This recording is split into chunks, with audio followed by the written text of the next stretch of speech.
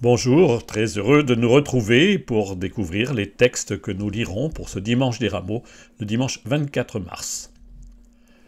Nous entrons dans la grande semaine de la foi, la Semaine Sainte.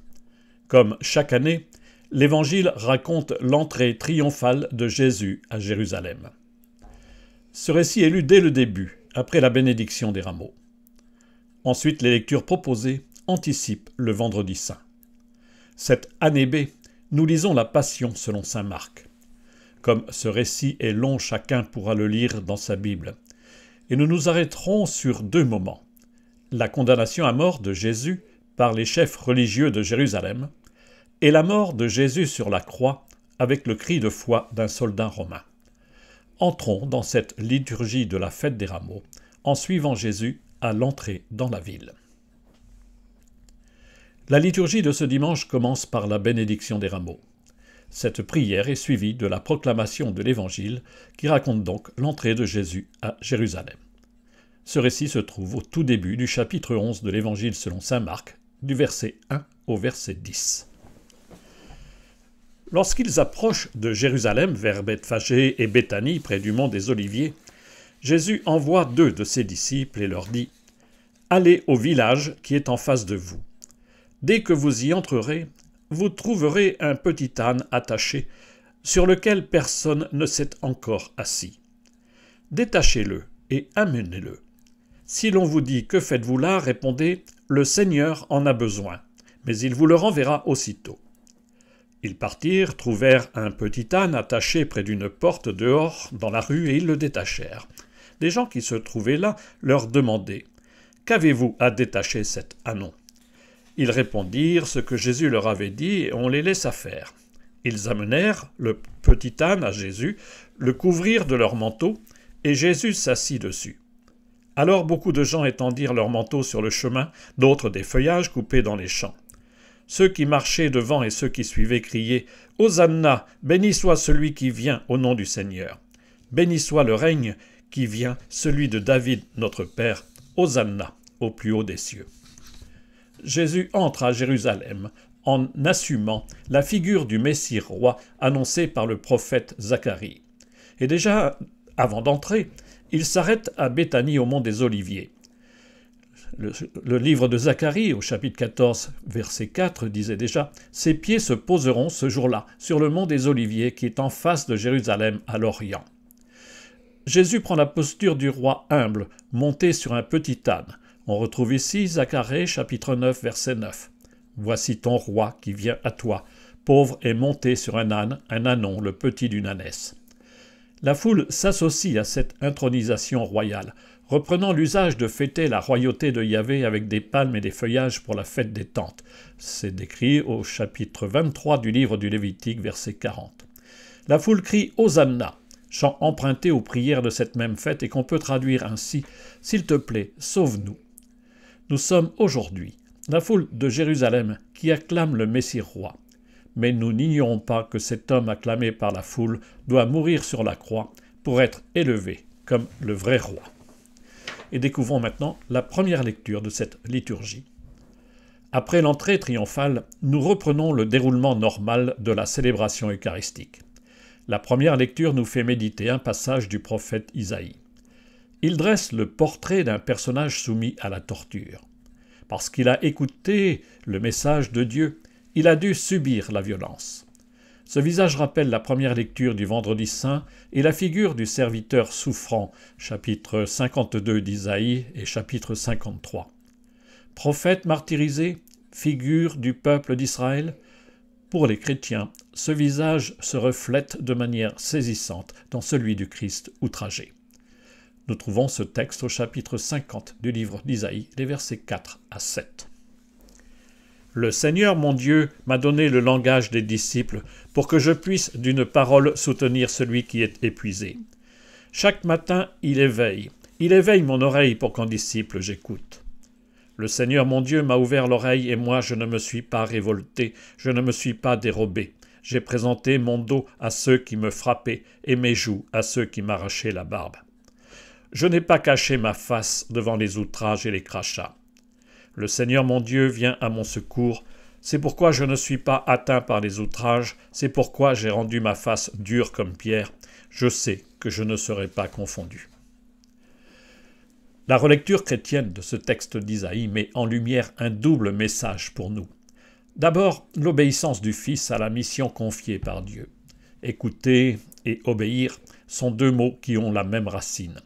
Jésus a écouté la parole de Dieu et assumé ce qu'il devait subir en se soumettant librement à la volonté divine.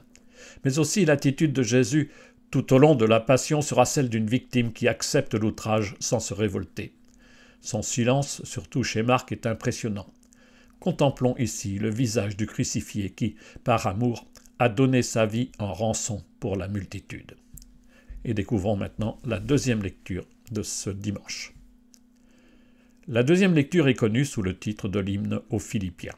Ce passage de la lettre n'est pas de Paul lui-même. C'est un chant des premières communautés chrétiennes. C'est aussi un résumé dense de la foi chrétienne.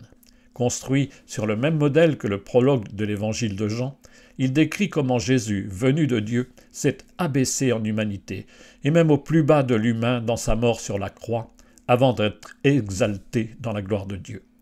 Il est vraiment homme, mais aussi vraiment Dieu, comme nous le proclamons chaque dimanche dans le Credo. Cet ancien Credo se trouve dans la lettre aux Philippiens, au chapitre 2, du verset 6 au verset 11. Le Christ, Jésus ayant la condition de Dieu, ne retint pas jalousement le rang qu'il égalait à Dieu. Mais il s'est anéanti, prenant la condition de serviteur, devenant semblable aux hommes. Reconnu homme à son aspect, il s'est abaissé, devenant obéissant jusqu'à la mort et la mort de la croix. C'est pourquoi Dieu l'a exalté, il l'a doté du nom qui est au-dessus de tout nom, afin qu'au nom de Jésus, tout genou fléchisse au ciel, sur terre et aux enfers, et que toute langue proclame « Jésus-Christ est Seigneur » à la gloire de Dieu le Père. L'hymne aux Philippiens reprend en partie le thème du texte d'Isaïe. Le Christ Jésus s'est fait obéissant jusqu'à la mort. En lui, Dieu s'est anéanti. Le terme est fort. Les théologiens parlent ici de kénose, ce qui signifie littéralement se vider. Quand Jésus se fait homme, il se dépouille totalement de sa divinité. Le Dieu des chrétiens a dès lors un tout autre visage. Le Christ en croix bouleverse toutes nos représentations sur le vrai Dieu. Et mettons-nous maintenant à l'écoute de l'évangile de ce dimanche. Ce dimanche des Rameaux, nous lisons la Passion de Jésus-Christ selon saint Marc, au chapitre 14 et 15 de cet évangile. Le récit commence à Béthanie. Une femme parfume le corps de Jésus. Il se poursuit avec la célébration de la Pâque juive, le récit de la scène, jusqu'à la mort de Jésus sur la croix et la mise au tombeau.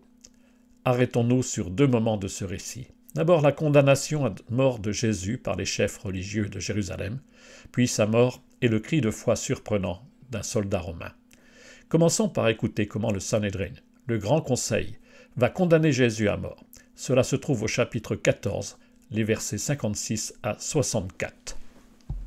De fait, beaucoup portaient de faux témoignages contre Jésus et ces témoignages ne concordaient pas. Quelques-uns se levèrent pour porter contre lui ce faux témoignage.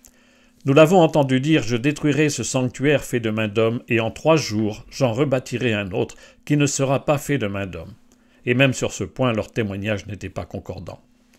Alors, s'étant levé, le grand prêtre, devant tous, interrogea Jésus. « Tu ne réponds rien? Que dis-tu des témoignages qu'ils portent contre toi ?» Mais lui gardait le silence et ne répondait rien.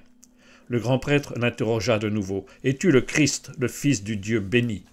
Jésus lui dit « Je le suis, et vous verrez le Fils de l'homme siéger à la droite du Tout-Puissant et venir parmi les nuées du ciel. » Alors le grand prêtre déchire ses vêtements et dit « Pourquoi nous faut-il encore des témoins? Vous avez entendu le blasphème, qu'en pensez-vous » Tous prononcèrent qu'il méritait la mort.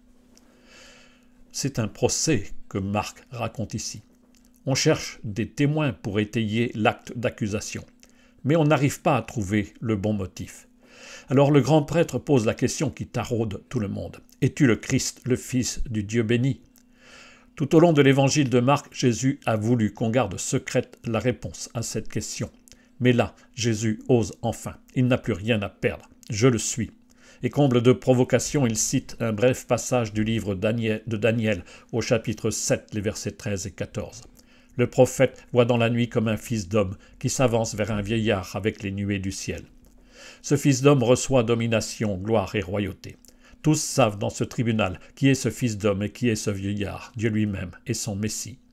En s'identifiant à la vision de Daniel, Jésus affirme avec force son identité, son origine divine, sa relation unique à Dieu.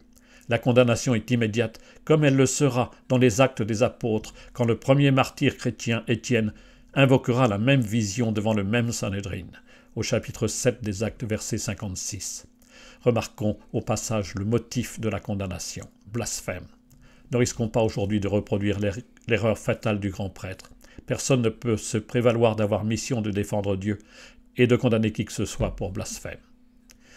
Écoutons maintenant un autre moment. C'est le moment où Jésus meurt sur la croix, et c'est raconté au chapitre 15, les versets 33 à 39. Quand arriva la 6e heure, c'est-à-dire midi, l'obscurité se fit sur toute la terre jusqu'à la 9e heure. Et à la 9e heure, Jésus cria d'une voix forte, « Eloi, Eloi, lema sabachthani », ce qui se traduit, « Mon Dieu, pourquoi m'as-tu abandonné ?» L'ayant entendu, quelques-uns de ceux qui étaient là disaient, « Voilà qu'il appelle le prophète Élie. » L'un d'eux courut tremper une éponge dans une boisson vinaigrée, il la mit au bout d'un roseau et lui donnait à boire en disant, « Attendez, nous verrons bien si Élie vient le descendre de là. » Mais Jésus, poussant un grand cri, expira. Le rideau du sanctuaire se déchira en deux depuis le haut jusqu'en bas. Le centurion qui était là en face de Jésus, voyant comment il avait expiré, déclara « Vraiment, cet homme était fils de Dieu. » 3 détails de ce récit poignant peuvent nourrir notre méditation. Le cri de Jésus, le rideau déchiré, la foi du centurion. Jésus crie d'une voix forte « Mon Dieu, pourquoi m'as-tu abandonné ?» Comme Matthieu, mais à la différence de Luc qui cite un autre psaume, Marc met dans la bouche de Jésus le premier verset du psaume 21. Il dit l'extrême détresse, le sentiment d'abandon de cet homme sur la croix à l'instant d'expirer. Ce cri de Jésus rejoint ce que vivent tant de malades à l'instant de rendre le dernier souffle. Ce cri n'est pas un manque de foi, car il reste une prière qui s'adresse à Dieu, mais il est l'expression de la plus profonde souffrance. En relisant ce psaume en son entier, nous pouvons prier avec les malades qui chaque jour vivent leur dernier instant dans la solitude et l'abandon.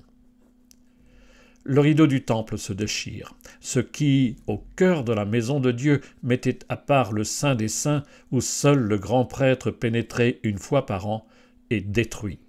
Désormais, par la mort de Jésus, plus rien ne nous sépare du Seigneur. Nous n'avons plus besoin d'intermédiaire. Le seul médiateur entre Dieu et nous, c'est le Christ. La lettre aux Hébreux médite longuement sur ce changement profond apporté par la foi chrétienne. Enfin, le centurion. Dès le verset 1 de l'Évangile, nous savons que Jésus est bien le Christ, le Fils de Dieu. Avec Pierre, le peuple juif est invité à proclamer sa foi en Jésus, le Messie oint par Dieu, le Christ. Avec le centurion, ce sont tous les païens, et donc nous, qui sommes invités à reconnaître dans cet homme crucifié le Fils de Dieu.